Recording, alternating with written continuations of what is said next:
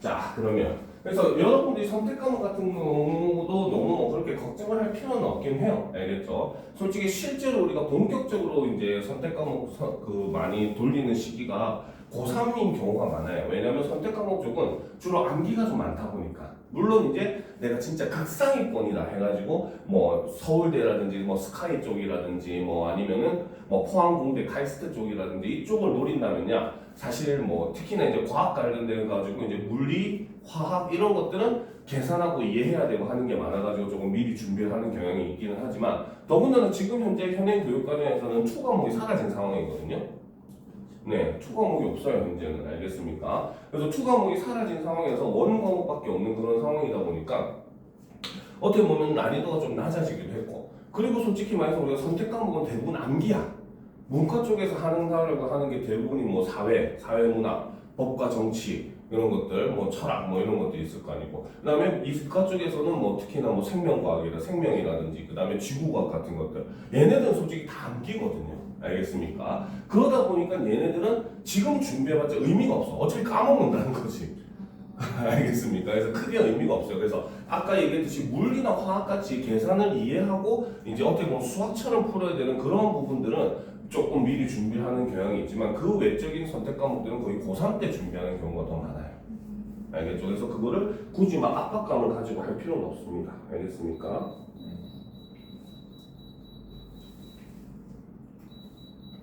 딱한 말이 안 나오죠. 자, 그러면 이번 시간에는 우리가 이제 현대문학으로 들어갈 시간이죠. 그렇죠? 자, 오늘 첫 번째 작품은 바로 이상의 거울이라고 하는 작품입니다. 알겠습니까? 자, 그런데 이 이상의 거울을 하기 전에 우리가 꼭 알아야 되는 내용이 있습니다. 바로 1930년대 시경향, 바로 세 번째. 그죠? 우리가 첫 번째는 순수 문학이 있었어요. 그렇지? 그리고 두 번째가 뭐였지? 두 번째가 없지. 아, 두 번째가 없었나? 그럼 이게 두 번째가 되겠네. 헷갈렸어요. 자, 그래서 1930년대 시경향 중에 또 가장 획기적인 모습을 보여주는 게 바로 이 모더니즘 시입니다. 알겠습니까? 자, 그런데 우리가 이 모더니즘은 사실 두 가지로 분류를 해요. 알겠죠? 그 중에 바로 이 첫 번째가 바로 지금 우리가 배우는 초현실주의 문학인 것이고, 알겠죠? 이상이 초현실주의 문학의 대표적인 인물입니다. 알겠습니까? 그리고 두 번째는 나중에 여러분이 배우겠지만 김광균 같은 시인을 위주로 하는 바로 이미지즘 시예요.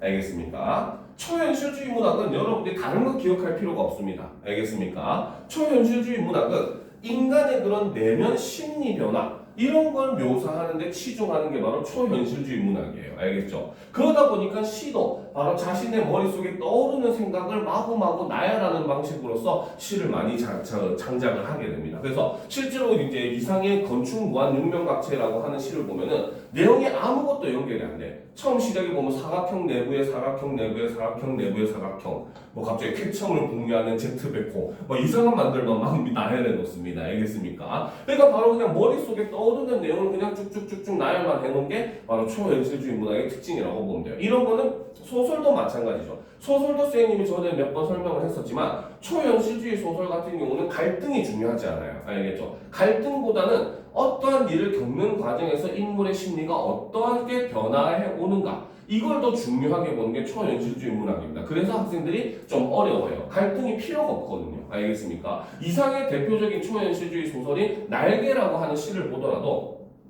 주인공이 이제 자신의 그런 그 기생인 그 여인과 동거를 하고 살아가는 이제 무기력한 지식인이거든요. 근데 이 여자가 뭡니까? 손님을 받을 때면 일종의 솔직히 몸 파는 여자였던 거죠. 그래서 손님을 받을 때면 남자한테 아스피린이라고 알약을 조화를 주는 거야. 근데 그 약만 먹으면 잠이 오는 거야.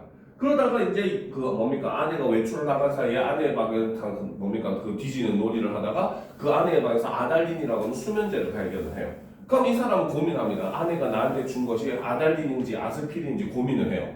그쵸? 이러면 우리가 일반적인 소설이라면 어때? 이제 이게 맞는지 안 맞는지를 찾아가는 과정을 통해서 두 사람의 갈등 관계를 그리는 게 일반적인 소설의 형식이겠지만 이 작품은 그런 게 절대 없어요. 알겠습니까? 그냥 그거에 대해서 생각만 하고 결론이 안 나. 혹시 아내가 정말로 잠이 안 와서 아내가 먹기 위해서 만드는 거 갖고 있는 약은 아니었을까? 아 아니야 근데 나는 약을 먹고 자꾸 잠이 들었었는데 그 나쁜 짓을 하려고 자꾸 나를 재웠던 게 아닐까 막 고민만 하고 있지 결론이 안 나요. 알겠죠? 왜? 갈등이 중요한 소설이 아니니까. 알겠죠? 그런 걸 우리는 초현실주의 문학이라고 하죠. 즉 바로 이 사람의 내면을 그리는 걸 치중을 하는 게 바로 초현실주의 문학의 특징입니다. 반면에 이미지즘은 이미지가 무슨 뜻이야? 이미지. 그치 바로 심상, 그림, 일종의 그런 그 장면 이런 걸 우리가 이미지라고 하는 거죠. 그래서 이미지즘 같은 경우는 모든 관념들, 추상적인 관념, 구체적 관념 상관없어요. 모든 관념을 이미지와 시각화시켜서 표현하는 게 바로 이미지즘식의 특징입니다. 알겠습니까? 자, 그래서 우리가 이번 시간에 배울 건 그 중에서도 초현실주의 문학인데, 자, 초현실주의 문학, 자, 거울이라고 하는 시를 보니까 뭔가 독특한 게 없어요? 좀 특이한 모습이 안 보입니까? 거울 속이게. 뭔가 특이한 모습, 시 쓴 거 보면은 약간 특이한 모습이 안 보여요?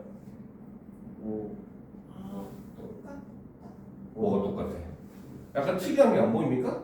딱 보면 하나가 뭐가 없는데? 띄었어요. 그치! 띄어쓰기가 없죠. 알겠습니까? 요러한 걸 우리는 뭐라고 하냐면 옆에다 적도합시다. 바로 자동기술법이라고 합니다.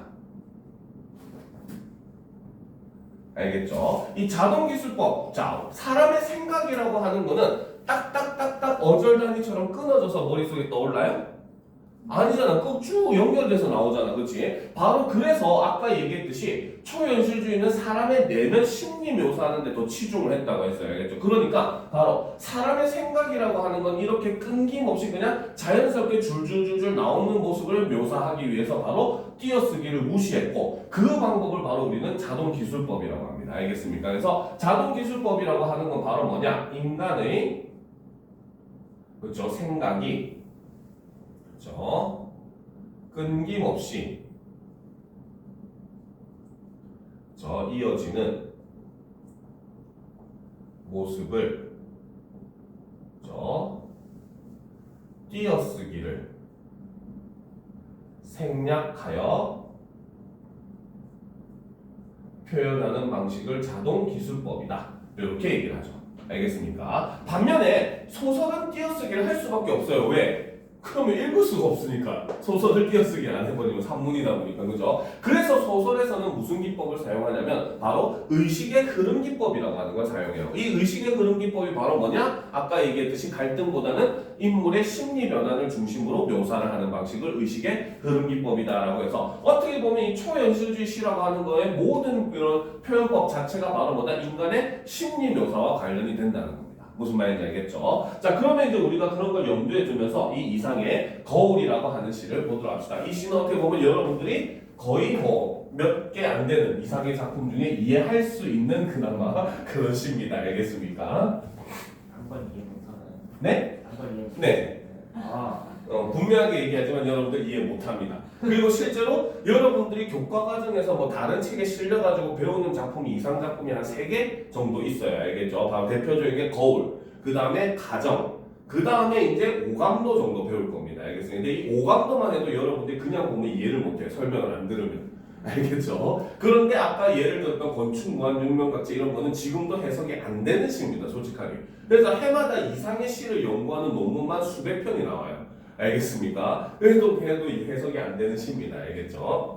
자, 일단 그러면 거울이라고 하는 시 그나마 여러분들이 좀 이해하기 쉬운 시입니다. 알겠습니까? 자, 보도록 합시다. 거울 속에는 소리가 없어. 자, 여기서 이 거울이라고 하는 소재가 드러나죠? 그렇죠? 자, 일단 먼저 결론적으로 먼저 한 가지를 얘기해주면 바로 이 거울이라고 하는 소재는 바로 굉장히 상반되는 이중적 기능을 하는 소재입니다. 알겠습니까? 자, 여기서 이 상반되는 이중적 기능이라고 하는 건 바로 뭐냐? 첫 번째, 단절의 매개체이자 두 번째, 연결의 매개체요.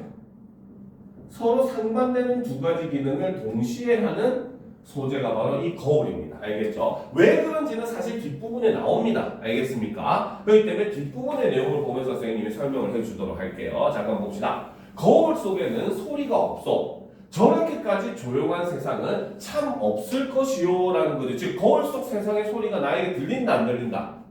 안 들린다는 거죠. 일종의 바로 뭐다? 단절감을 나타낸다 라고 볼 수가 있어요. 알겠습니까?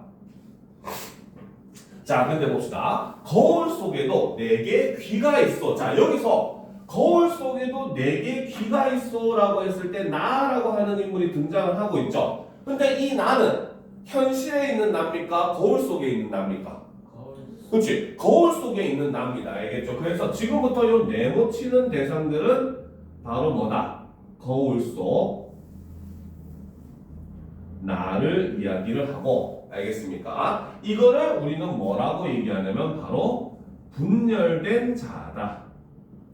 즉 쉽게 말하면 이 이상의 거울이라고 하는 시는 이상의 정신분열증을 노래한 시이다 라고 볼 수가 있습니다. 알겠습니까? 근데 물론 솔직히 말하면은 여러분들 교과 과정에 이런 작품을 싣기는 조금 애매한 부분도 있기는 해요. 왜냐면 정신분열이라는 건 일종의 정신병이잖아요. 그렇죠? 그래가지고 몇몇 교과서에는 이거를 약간 그 윤동주 씨처럼 해석을 하는 시들도 있어요. 그래서 거울 속에 나를 일종의 이상적 자하고 거울 밖에 있는 내가 현실적 자하고 이렇게 해석을 하기도 하는데 사실 이게 의미가 없어요. 그렇게 해버리면. 왜? 우리가 윤동주 씨에서 이상적 자와 현실적 자를 나누는 기준은 이유가 뭡니까? 바로 뭐다? 내가 현실적 자가 이상적 자로 나아가려고 하는 일종의 의지를 나타내기 위해서 이렇게 나누어 놓는 거지 그냥 단순히 나눠 놓는 게 아니라는 거죠. 하지만 이상의 시는 사실 그냥 나눠 놓고 끝입니다. 알겠습니까? 그렇기 때문에 사실 많은 학자들이 이 이상의 거울이라고 하는 시는 일종의 정신분열증을 노래한 시다라고 이야기를 해요. 알겠습니까? 자, 그럼 계속 봅시다. 거울 속에도 내게 귀가 있어. 내 말을 못 알아듣는. 그럼 여기서 얘기하는 나는 누굽니까? 얘는 거울 속? 내 말을 못 알아듣는 딱한 귀가 두 개나 있다고 했는데 여기서 나는? 그치, 바로 얘는 바로 뭐다? 여기서 이제부터 동그라미 치는 거는 바로 뭐다? 바로 거울 밖 나아가 되고 이거는 현실의 자아가 된다 라고 볼 수 있다는 거죠. 그렇기 때문에 이것만 딱 보면은 이상은 현재 정신분열증 2기다 라고 볼 수가 있어요. 정신분열증은 3기로 나눌 수가 있는데 1기 때는 그 두 개 분열된 자가 서로의 그 존재를 모른대요. 알겠습니까? 그래서 이럴 때는 좀 많이 티가 나죠. 갑자기 다른 행동을 한다든지 이런 모습을 보니까. 근데 2기에는 한 자는 상대방 자의 존재를 아는데 한 자는 모른대요. 그러니까 이때 우리가 범죄 영화에 많이 나오는 장면이 바로 이런 모습이죠. 알겠죠? 그리고 마지막 3기는 두 자가 서로의 존재를 완전히 알고 있는 상태가 되죠. 여러분들 반지의 제왕이라는 영화 본 적 있어요? 응. 거기 보면 이제 골룸이라고 하는 존재가 나오잖아요. 그렇지? 그 골룸이 보면은 사람일 때 스미골이라는 이름을 가지고 있는데 나중에 3편에 보면 골룸과 스미골이 대화하는 장면이 나옵니다. 혼자서. 알겠습니까? 그런 것들이 바로 3기라고 볼 수 있는데 여기서는 지금 바로 뭐다? 거울 밖에 나는 거울 속에 있는 나의 존재를 알고 있잖아. 그렇지? 그래서 일종의 2기다라고 볼 수 있는 거예요. 알겠죠? 자, 그 다음 봅시다. 거울 속에 나는 왼손잡이요. 내 악수를 모르는 내 악수를 받을 줄 모르는 악수를 모르는 왼손잡이요라는 거죠. 자, 우리는 언제 악수를 합니까? 상대방과 뭐 하고 싶을 때? 그치, 화해한다는 거야. 그치? 그러면 바로 이 악수라고 하는 것은 바로 뭐다? 바로 두 자의 화합, 화해 이런 걸 상징한다고 볼 수 있어요. 근데 바로 거울 속에 나는 뭡니까? 나와 악수를 할 줄 안다 모른다. 그렇죠. 그러니까 바로 두 자와의 화합이나 화해는 가능하다 불가능하다? 불가능하다는 의미가 된다는 겁니다. 알겠습니까? 자, 그런데 이제 중요한 구절이 나오죠. 거울 때문에 나는 거울 속의 나를, 그죠? 거울 때문에 나는 거울 속의 나를 만져보지도 못하는 구조만은, 즉 거울이 있으니까 거울 속에 있는 나를 만질 수가 있다 없다. 그쵸? 이게 바로 뭐다? 거울의 기능 첫 번째 기능 첫 번째 바로 단절의 매개체라는 거죠. 그러니까 거울 때문에 나는 거울 속에 나를 만질 수가 없어. 우리 둘이를 나눠 놔버렸어. 이렇게 봅니다. 근데 다음 줄을 보면 거울이 아니었던들 내가 어찌 거울 속의 나를 만나보기만이라도 했겠어. 거울이 있으니까 거울 속에 있는 나라고 하는 존재를 내가 알 수가 있었다는 거죠. 그러니까 여기서 바로 뭐다? 거울의 기능 두 번째. 바로 뭐다? 만남의, 즉 연결의 매개체가 된다 라고 볼 수 있어요. 알겠죠? 자, 이런 이중적 기능을 하는 소재 하면은 꼭 나오는 시가 있습니다. 바로 정지용의 유리창이라는 시가 있죠. 바로 정지용의 유리창도 보면 그 화자는 죽은 자식이 7살에 폐병으로 죽게 돼요. 알겠습니까? 정지용이 실제로 큰아들이 7살에 폐병으로 죽거든요. 그 경험을 노래한 시인데 여기서 이 유리창이라고 하는 존재는 바로 뭐다? 방 안이라고 있는 이승의 세계와 방 밖 어두운 밤이라고 하는 저승의 세계를 가로막는 단절의 매개체이자 반면에 그 거울에 비친 그런 그 뭡니까 뿌연 입김의 모습 속에서 아들의 환영을 보게 되는 연결의 매개체가 된다는 거예요. 그래서 유리창의 기능과 이 여기서 나오는 거울의 기능은 완전히 똑같다라고 보시면 됩니다. 알겠습니까? 자, 그래서 나는 지금 거울을 안 가졌소만은, 자, 그럼 여기서 나는 바로 현실의 자아죠. 그래서 나는 지금 거울을 안 가졌소만은 거울 속에는 늘 거울 속에 내가 있어라는 거죠. 즉 바로 뭐다? 또 다른 자아의 존재를 이제 완전히 인정을 하는 거죠. 즉 거울이 없어도 이 존재는 항상 존재하는 것이다 라고 인정을 하는 겁니다. 그죠? 잘은 모르지만 외로된 사업에 골몰할게요. 그죠? 그래서 나와 반대되는 일을 하는데 골몰하고 있을 것이다 라는 거죠.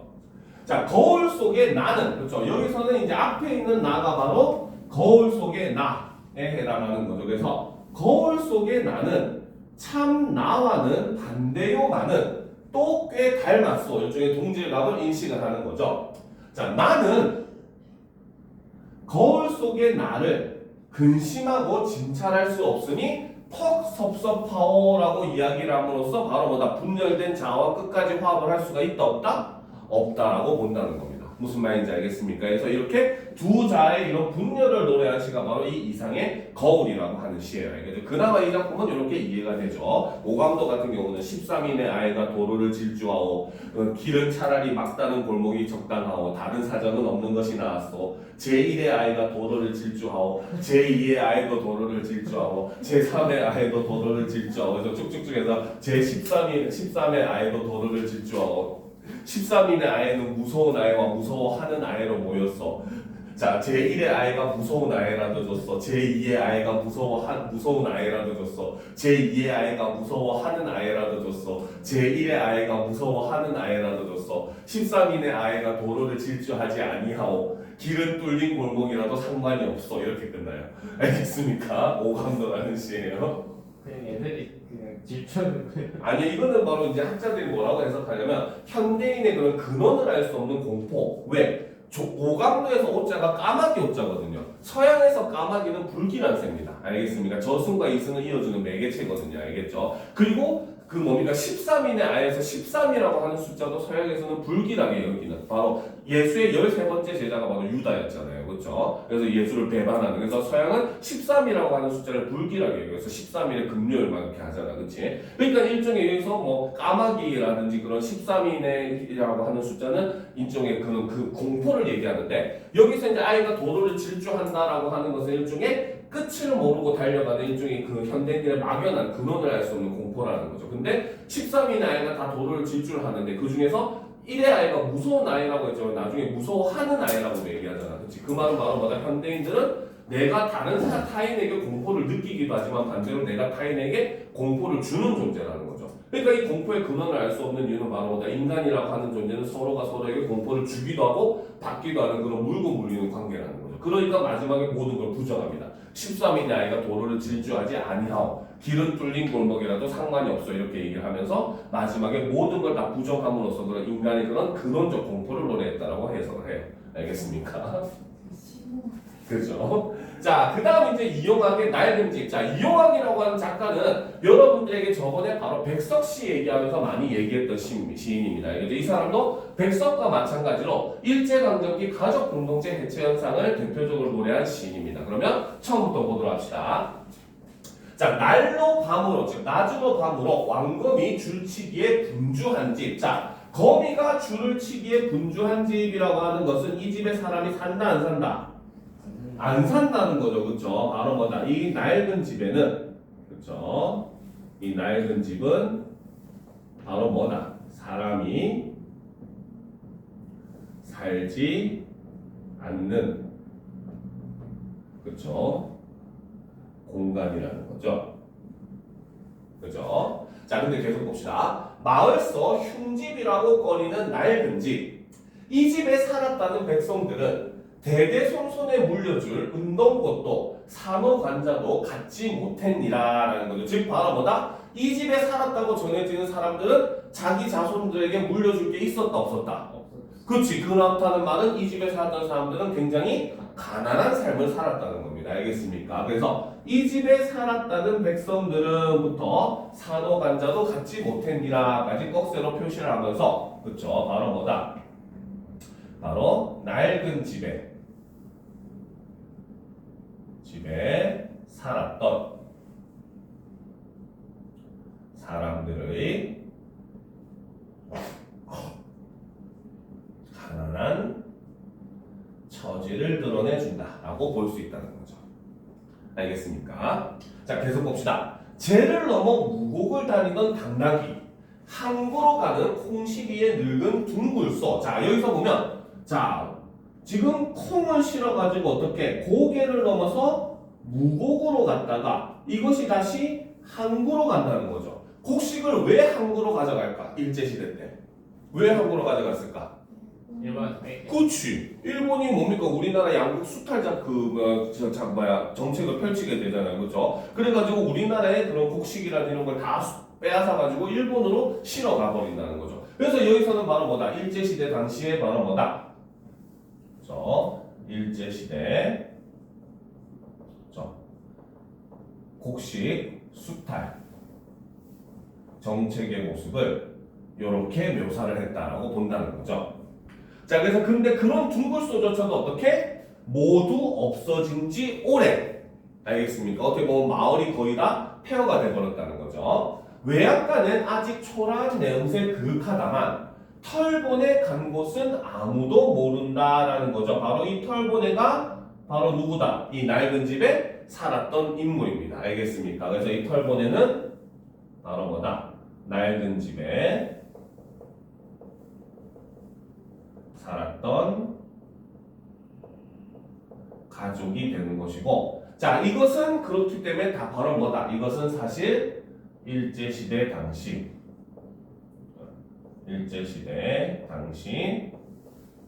수탈로 인해 좀 유랑하던 우리 민족을 대표하는 상징하는 그러한 인물이다라고 볼 수 있다는 거죠.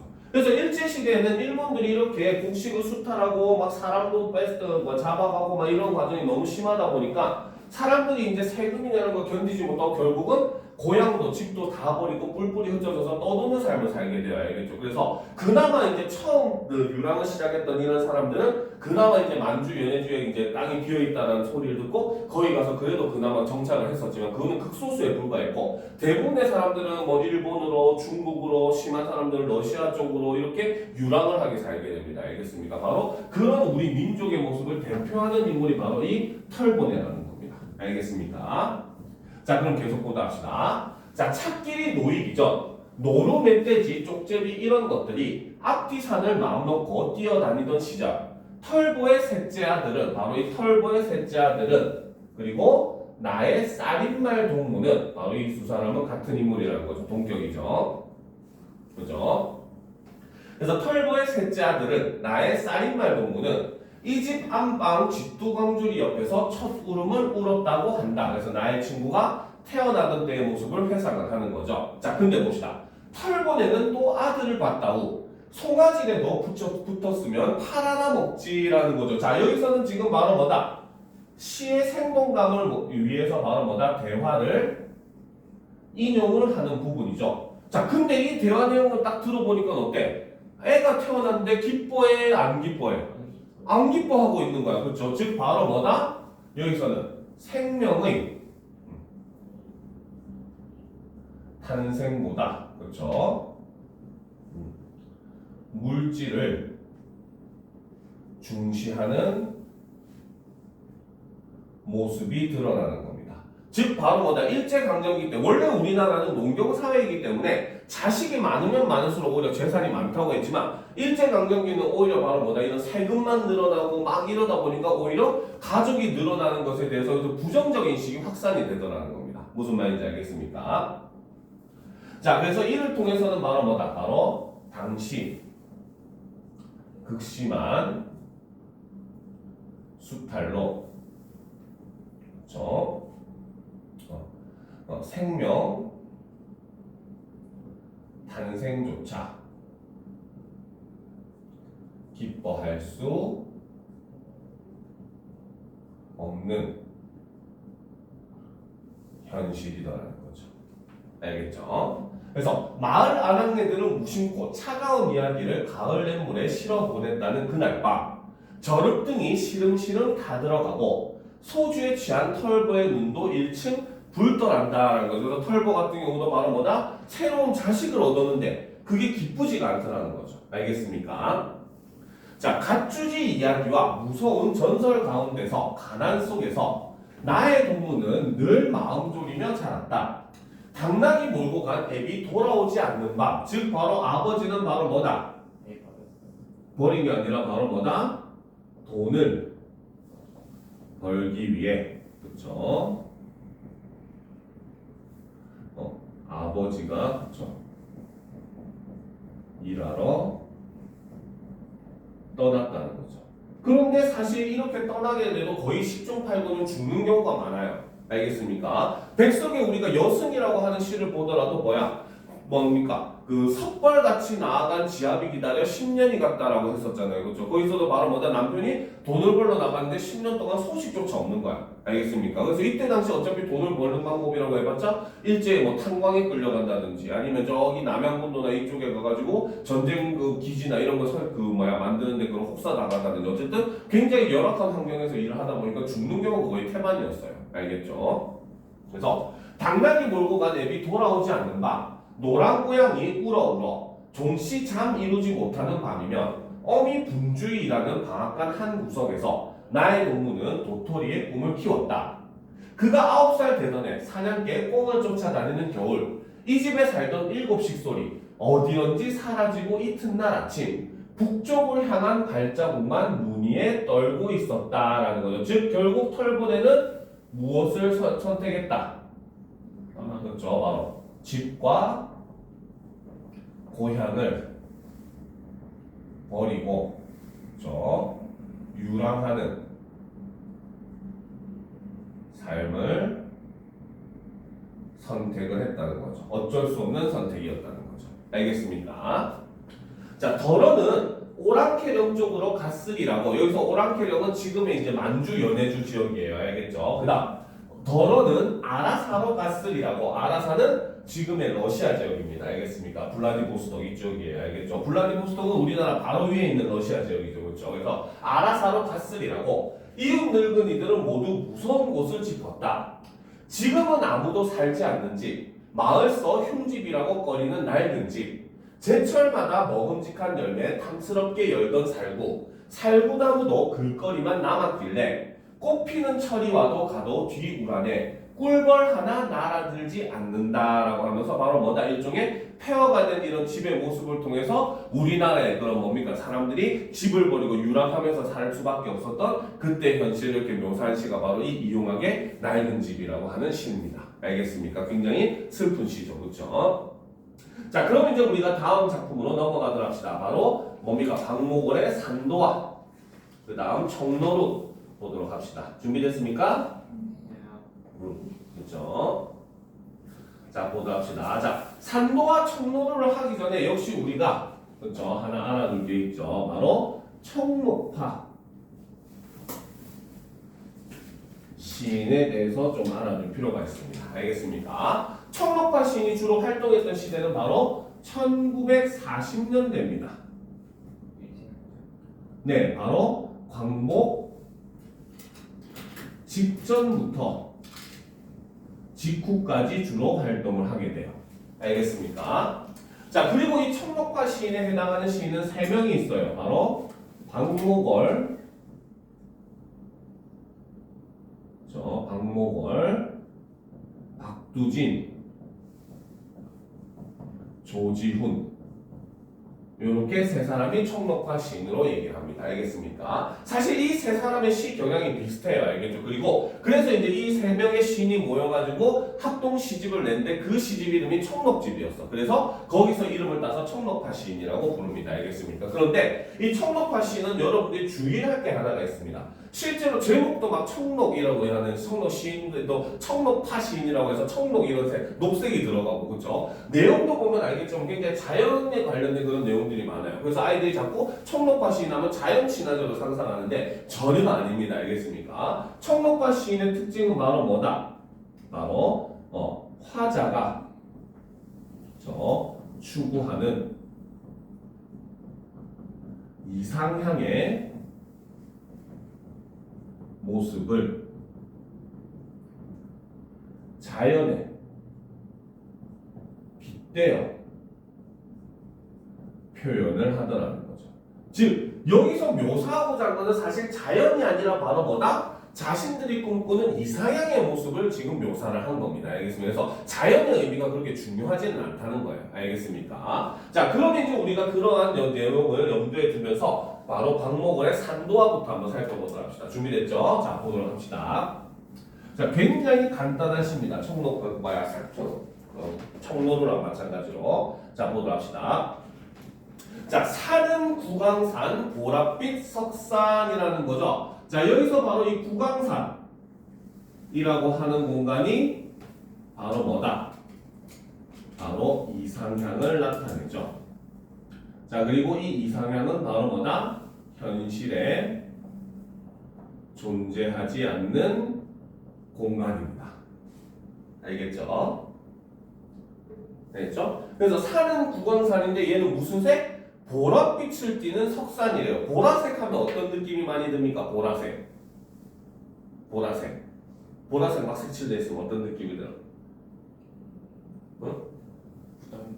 아니요. 보라색은 물론 의미는 좀 부정적으로 해석하는 경향이 많이 있기는 한데 보라색은 좀 되게 신비로운 색입니다. 약간 차갑기도 하고 따뜻하기도 한 약간 오묘한 그런 느낌을 주는 색이거든요. 그렇기 때문에 여기서 보랏빛 석산이라고 얘기를 함으로써 바로 뭡니까? 대상을 신비롭게 묘사를 하죠. 바로 신비로운 분위기를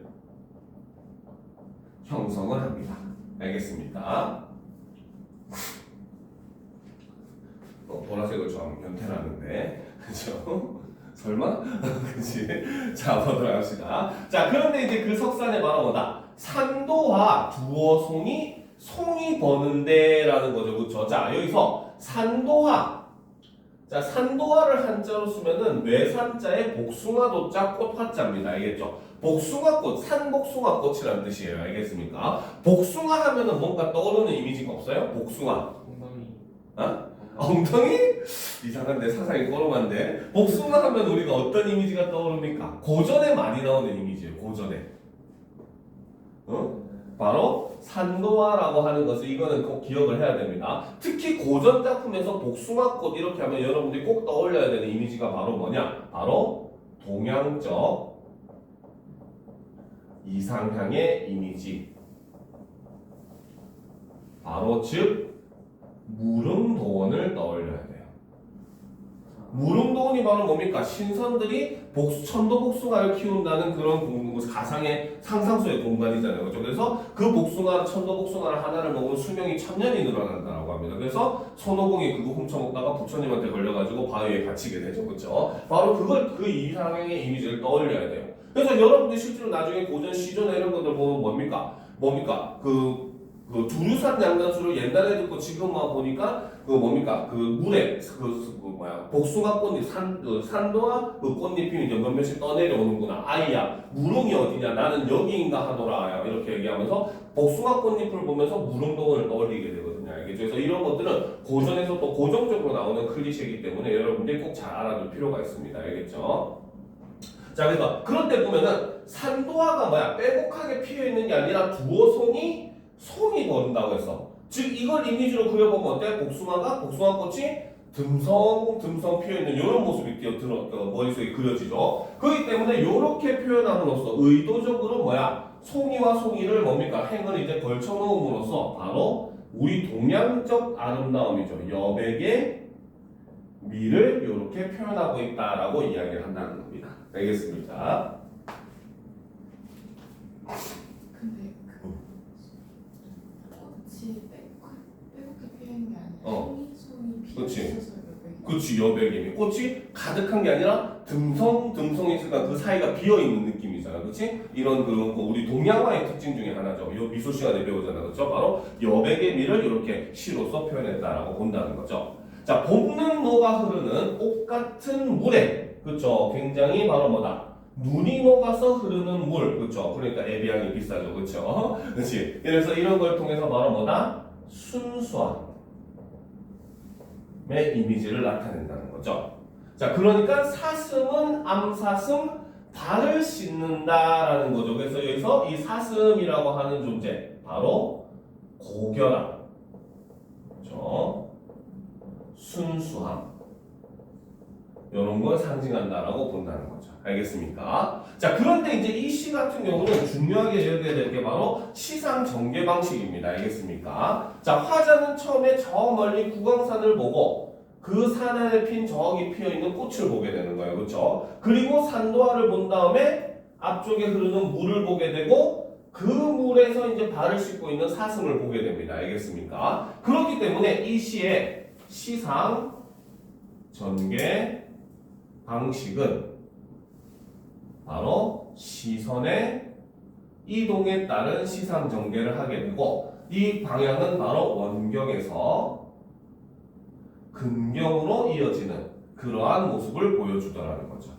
알겠습니까? 자, 그리고 여기서 마지막 줄에 보면은 자, 볶는노가 흐르는 옷 같은 물에 사슴은 암사슴 발을 씻는다. 뭔가 이제 물이 이제 졸졸졸 흐르고 사슴이 발을 살짝 이렇게 씻는 모습이 드러나. 근데 앞에서 보면 산은 구광산, 보랏빛 석산, 산도와 두어송이 손이 번다라고 해서 딱 정지해 있는 마치 한편의 그림 같은 모습을 보여주잖아요. 그리고 그 그림같이 정지된 모습 속에 아주 작은 움직임, 평화롭고 작은 움직임을 보여줌으로써 이런 걸 우리는 뭐라고 한다? 바로 정중동의 이미지를 나타낸다라고 해요. 정중동, 정, 멈춰있는 것 가운데 동, 작은 움직임이라는 뜻입니다. 알겠습니까? 그래서 이렇게 바로 이런 화자가 그리는 이상향의 모습을 가상의 그런 구광산이라고 하는 모습을 묘사함으로써 나타내고 있는 시가 바로 이 산도화라고 하는 시입니다. 알겠습니까? 자, 이거는 청로도 역시 마찬가지예요. 알겠죠? 자, 보도록 합시다. 자, 먼 산 청운사, 낡은 기와지, 그렇죠? 자, 산은 자산, 봄눈 녹으면 느릅나무 속잎 피어가는 12구비를 청로루 맑은 눈에 도는 구름이라는 거죠, 그렇죠? 여기서도 지금 저 먼 산에 있는 청운사를 봤다가 그 다음에 자산이라고 하는 산을 보게 되죠. 그러다가 이제 바로 뭐다? 청로루를 보게 되고 그리고 뭡니까? 청로루의 눈에 비친 구름을 보게 되는 거죠. 알겠습니까? 역시 이것도 바로 뭐다? 시선의 이동에 따른 시상 전개 모습을 보여줍니다. 알겠습니까? 알겠죠? 자, 그리고 여기서 뭡니까? 절의 이름도 청운사야. 푸른 구름이죠. 그죠? 바로 푸른색의 이미지를 나타내주고 있다는 겁니다. 알겠습니까? 그리고 산은 자산, 바로 봄눈 녹으면 느릅나무 속잎 피어가는 12구비를, 즉 봄눈이 녹는다라고 하는 걸 통해서 우리는 이 시의 계절적 배경이 언제다? 계절은 바로 이른 봄이 된다는 거죠. 자, 그러니까 그 느릅나무에서 속잎이 피어간대요. 바로 뭐다? 자연이 가진 일종의 생명력을 의미한다 라고 볼 수 있다는 거죠. 그래서 그런 생명력이 꼽히는 그런 시기에 바로 이 청로루라고 하는, 여기서도 바로 푸른 노루잖아요. 그래서 청운사, 청로루, 바로 푸른색의 이미지를 사용을 함으로써 굉장히 좀 고결한 이미지, 그런 걸 보여준다는 겁니다. 알겠어요? 푸른색은 고결함을 나타내요. 알겠죠? 그래서 이육사의 시에서도 보면 뭡니까? 그 내가 바라는 손님은 뭡니까? 그 청포를 입고 찾아온다고 했으니 이렇게 얘기하면서 거기서도 푸른색 옷을 도포를 입고 온다고 얘기하거든요. 그래서 푸른색은 고결함의 이미지를 가집니다. 알겠죠? 그래서 그 맑은 눈에 도는 구름이라고 얘기를 하면서 바로 굉장히 한적한 이른 봄의 그런 뭡니까 아직은 좀 쌀쌀함이 남아있는 그런 곳에서 뭡니까 생명력이 꿈틀거리는 그런 모습 이런 것들을 통해서 화자가 바라는 그런 이상향의 모습을 그리는 시가 바로 이 청론우라고 하는 시라고 보시면 됩니다. 알겠습니까? 자 그럼 이제 조지훈의 승무를 보면서 마무리를 하도록 합시다. 이번 시간 준비됐죠? 그죠? 자 승무가 뭘까요? 승무 바로 스님이 추는 춤을 승무라고 합니다. 알겠습니까? 자 실제로 우리가 승무를 추는 그 모습을 보게 되면은 그 스님이 이렇게 고깔 모자를 이렇게 씁니다. 알겠습니까? 그래서 얼굴이 이렇게 있고 여기 있으면 이제 한복을 이렇게 입거든요.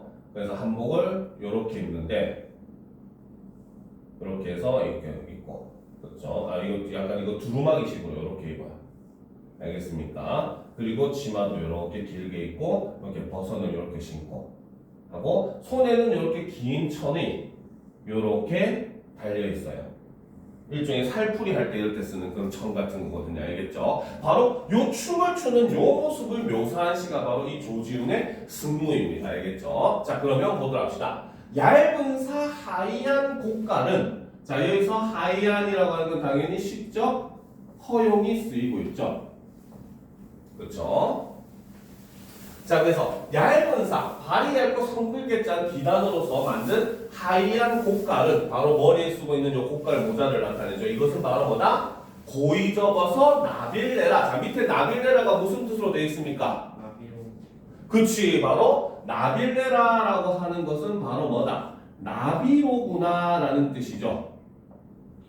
라는 뜻으로서 바로 뭐다? 이것은 곡깔을 비유한 표현이다 라고 볼 수가 있다는 거죠. 알겠습니까? 그래서 바람에 이제 막 춤을 추면서 팔랑거리는 모습이 마치 나비처럼 보인다는 거죠. 알겠습니까? 자, 파르라니 깎은 머리. 자, 파르라니 머리를 깎았다는 것은 바로 뭐다? 이 춤을 추고 있는 시적 대상의 직업이 바로 뭐다? 그렇죠. 승려라는 거죠. 알겠습니까? 그래서 파르라니 깎은 머리 박사곡깔에 감추어고 바로 곡깔 모자를 써서 그 속에 감추고 두 볼에 흐르는 빛이 두 볼에 빛이 흐른대요. 무슨 뜻이겠어?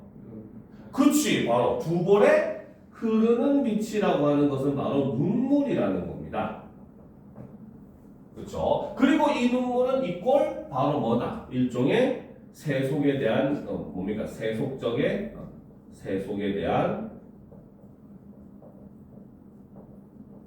미련, 즉 번뇌가 된다는 거죠. 알겠습니까? 그러니까 화자는 그걸 보고 얘기합니다. 바로 정작으로 고와서 서러워라.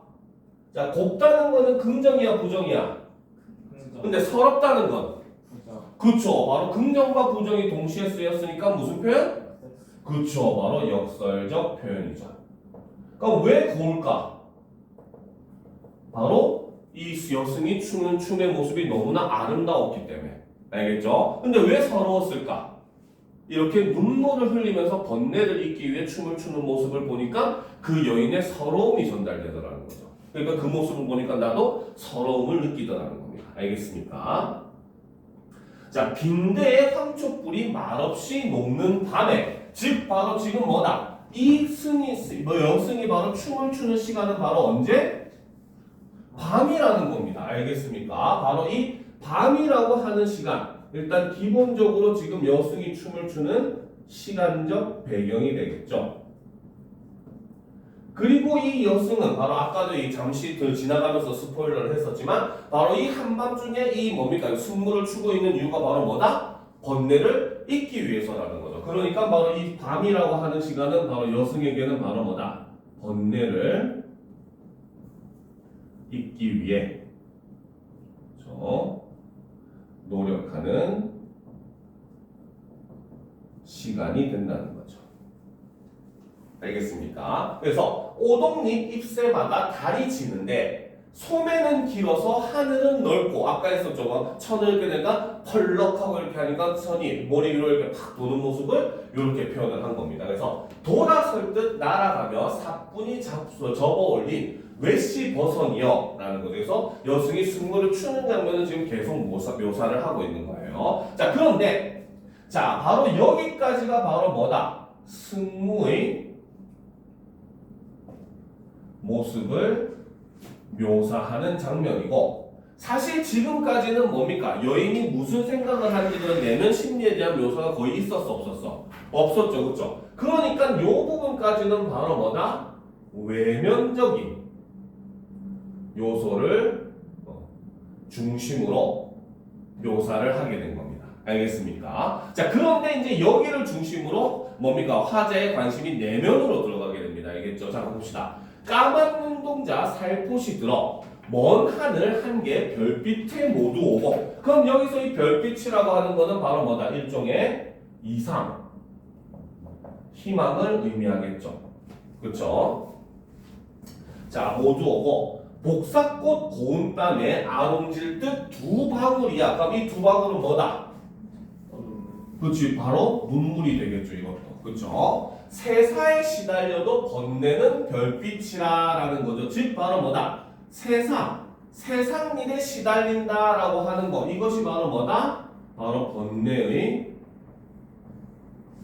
원인이 된다는 거죠. 즉 속세에 대한 일종의 이런 미연. 물론 이 여인이 지금 어떤 과정을 통해서 여승이 됐는지는 몰라요. 진짜 백석처럼 뭡니까? 남편도 있고 자식도 있고 와가지고 스님이 된지도 모릅니다. 알겠습니까? 하지만 그 여인이 그런 세속의 일을 통해서 괴로워한다는 것은 뭔가 아직 완전히 끝내지 못한 일이 있다는 것이고, 그리고 이 스님은 바로 뭐냐? 그 번뇌를 잊기 위해서 어떻게 이렇게 춤을 추고 있다는 거죠. 알겠죠? 그러니까 화자는 바로 뭐다? 번뇌는 별빛이라. 그 번뇌를 이제 어떻게 종교적으로 승화시키려고 한다는 겁니다. 별빛으로. 알겠죠? 자, 휘어져 감기우고 다시 접어 뻗는 손이 깊은 마음속 거룩한 합장인 양 하고, 바로 춤을 추는 모습을 바로 뭐다? 거룩한 합장이라고 하는 거야. 합장이 바로 뭡니까? 손을 이렇게 모으고 비는 겁니다. 무슨 말인지 알겠습니까? 일종의 바로 뭐다? 바로 기원, 그렇죠? 소망 의 심리. 여인이 지금 이렇게 춤을 추는 이유가 바로 뭐다? 이 번뇌를 잊게 하게 해달라는 일종의 기원, 소망의 의미가 담겨 있다는 거죠. 알겠죠? 그래서 이밤사 귓도리도 지새는 삼경인데, 매우 늦은 시간, 밤 11시부터 새벽 1시까지 삼경이라고 하거든요. 그래서 삼경인데 얇은 사 하이한 곳갈은 고이 접어서 나빌레라 라고 하면서 바로 수미상관 구조를 취하고 있는 모습을 보여준다는 겁니다. 알겠습니까? 그래서 한밤중에 뭡니까? 법당에서 혼자서 이 승무를 추고 있는 여승의 모습을 묘사를 함으로써 그런 여인의 일종의 그런 번뇌의 모습, 그리고 그 번뇌를 잊기 위해서 종교적으로 승화하기 위해서 노력하는 그런 모습을 포착해서 쓴 시가 바로 이 조지훈의 승무라고 하는 작품인 거예요. 알겠습니까? 자, 이번 시간 수업은 여기까지 하고, 역시 정각 조금 넘긴 했지만 10분 정도 쉬었다가 이제 올해 수능을 해야 됩니다. 오늘은. 알겠죠? 작년 수능이죠.